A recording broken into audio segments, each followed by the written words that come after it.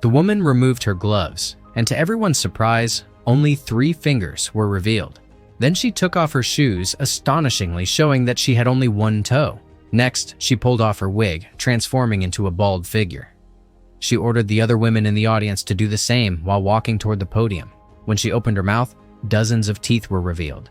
The group of witches had finally exposed their true faces, gathering in the hall to discuss their plan to exterminate all the children in the world. Since witches naturally despise the scent of children, the Grand High Witch had created a magic potion that could be dropped into food or drink, deceiving children into consuming it and transforming them into mice to be eaten. Unbeknownst to them, a boy was hiding under the podium, carefully clutching his pet mouse in his arms. Through the cracks in the wooden boards, he saw a witch eating bugs plucked from her own scalp. Terrified, he held his breath but couldn't suppress his scent. The witch above sniffed the air, her nostrils flaring as she followed the smell downward. Realizing it came from under the podium, the rage witch flipped it over, smashing it to pieces, but found nothing. The boy had already crawled into a nearby ventilation duct. The witch followed the scent, flying after him. Just in time, another boy burst through the door and rescued him. When the boy entered, the witch had already disguised herself again, appearing normal while holding chocolate to lure him closer. However, the chubby boy wasn't satisfied, so the witch had to transform 1 piece of chocolate into 6. After eating them all, he still wanted more. To buy time, the witch conjured 6 additional pieces. 10 seconds later, the potion in his stomach took effect. Smoke poured from his ears, then his bottom caught fire and he shot up into the air, leaving only his smoldering clothes behind.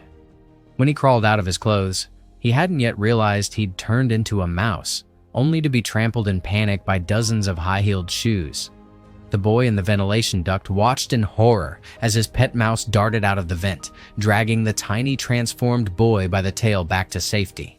But the witch spotted him and yanked him out of the duct. She planned to turn this boy into a mouse as well. Taking out a bottle of grape soda, she poured it into his ear. After 3 drops, purple smoke rose from his head. His orifices began to hiccup, and his entire body convulsed before he suddenly flew into the air. As he shrank, fur grew all over him, and his clothes drifted to the ground. Struggling out of them, he discovered he had become a little mouse. Horrified, he scurried away on 4 legs, but the witch grabbed his tail. He quickly called out for help from other mice. White Mouse rushed forward and bit the witch's hand, making her shriek in pain and strike herself by accident. Furious, she stretched her arm magically into the vent to catch them. Seeing the chubby mouse falling behind, the little mouse urged him to run faster. They barely escaped the witch's grasp, only to find a fan blocking the end of the duct. The little mouse shouted for the chubby one to jump, adding weight. Together, they broke through the iron plate. The fan's blades caught the witch's hand, forcing her to pull back, giving the 3 mice time to escape. Unfortunately, the exit led straight into the kitchen, hardly safer than facing the witch. There, the little mouse spotted another vent across the room. He led the others along the metal frame, successfully reaching the far end of the duct. His plan was to reach the hotel's 4th floor and find his grandmother, who was a wizard and would believe him. At the elevator, he overheard a guest going to the 4th floor and quickly led the others into the guest's bag. Finally, they reached his grandmother's door. When the little mouse knocked frantically, he realized his tiny strength couldn't make her hear. He decided to ring the doorbell instead. Climbing along the wall, they reached the button, but it was still too high. He called for the chubby mouse to stand on his back, then helped the white mouse climb up and jump to press the button. At last, they managed to ring the bell and could safely return inside, but on their way back, a cleaner spotted them and screamed, chasing them with a broom.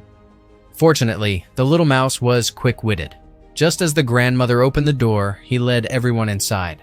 After the cleaner left, he shouted and waved to get his grandmother's attention. Leaping onto her hand, the little mouse told her about the witch's potion that turned children into mice. Shockingly, the witch lived right downstairs.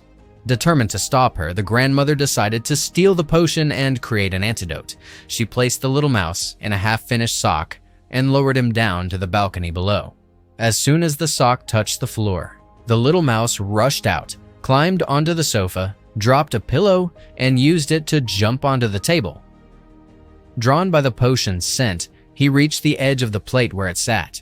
Using his claws, he pulled it toward him. but it slipped and fell to the floor. Just then, someone entered the room.